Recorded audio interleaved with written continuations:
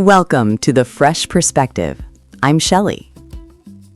Why do you do what you do? No, really, why? Your answer to that question determines how high you can go. Let me show you what I mean. A violinist practiced scales for 10,000 hours. She studied with the best teachers.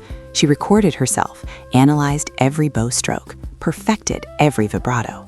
Her technique was flawless, not a single note out of place.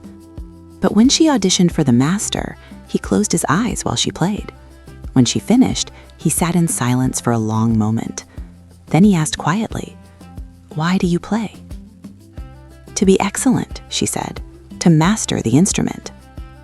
He nodded slowly. "And what do you hear when you play?" "I hear whether I'm getting it right." The master opened his eyes. "You play all the notes correctly. The technique is there.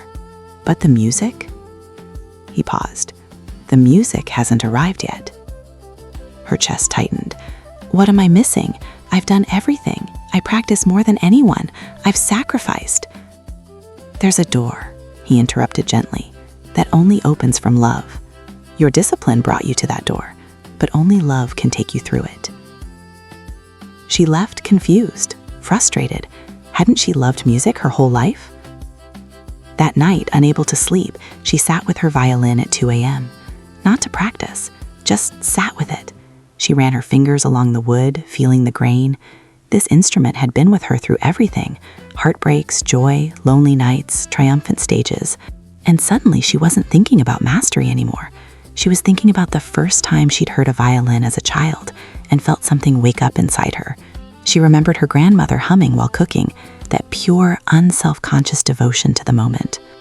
She lifted the violin, but this time before the bow touched string, she whispered, "Thank you for letting me be here with you, for this sound, for this moment." Then she played, not to perfect anything, not to achieve anything. She played because she loved the sound, loved the vibration in her chest, loved the way silence and tone danced together, loved that the divine could sing through wood and string and her own trembling hands. When she auditioned again, she didn't think about technique at all. She just loved. Halfway through the piece, someone in the room started crying. By the end, the master had tears on his face. "What happened?" she asked, shaken. An old woman in the back said softly, "It was like we weren't listening to music. We were being listened to by it." The master smiled. "Now the music has arrived. You found the door that effort alone could never open." She hadn't practiced more. She hadn't learned new techniques. She had simply stopped climbing and let love lift her higher. Here's what this story reveals. Love is not emotion. Love is a state of consciousness. When you bring love to any practice, to your work, your craft, your relationships, your spiritual exercises, you're not just doing the thing better. You're connecting with something beyond yourself. Harold Klemp teaches in Eckankar, soul exists because God loves it. If we are souls and we exist because of divine love, then love is our native language. Love is the current we're designed to flow in. There is a ceiling where effort ends. Discipline gets you to the door. Practice builds your skill. Devotion matters deeply. The ancient Taoists understood this. In the Tao Te Ching, it says, "In the practice of the Tao, every day something is dropped.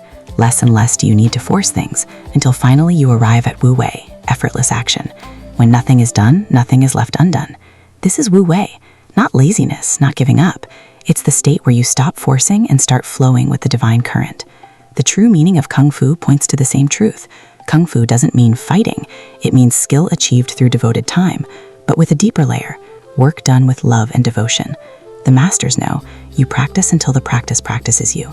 You train until you become empty, and then something greater moves through you. Bruce Lee said it, "Be like water. Water doesn't force, it flows, yet it can break through stone. But there's a door that only opens from love. And beyond that door is where mastery lives, where breakthrough insights arrive, where the divine current flows through you, lifting you to heights your personal will could never reach."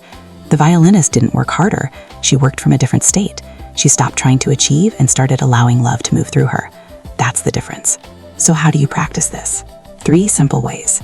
First, before you begin anything today, a task, a conversation, a creative project, pause for 5 seconds. Say silently, "I do this with love." Then begin. Second, Choose one thing you do regularly this week. Don't just do it, love it. Not fake enthusiasm, genuine devotion. Notice what shifts. Third, when you hit a wall in anything, work, creativity, a problem you can't solve, stop pushing. Ask, how would I approach this if I approached it with love? Then listen. Rumi once wrote, "Let the beauty we love be what we do. There are hundreds of ways to kneel and kiss the ground." The violinist found hers, and you have yours. The mountain has a ceiling, but love lifts higher than the mountain goes. The will has limits, but love opens doors the will cannot even see. This is the secret beyond all effort. Not working harder, but loving deeper. Not achieving more, but connecting truer. Not climbing alone, but rising on the current of divine love. Love lifts higher than the will can go. Love's the bridge to greater heights, where only true mastery dwells. If this truth touched something in you, share this video with someone who needs to hear it. Follow, subscribe to The Fresh Perspective, and leave a comment. What's one thing you're going to approach with love today instead of just effort? This is Shelley, reminding you, love lifts higher. Always has, always will. I'll see you in the next perspective.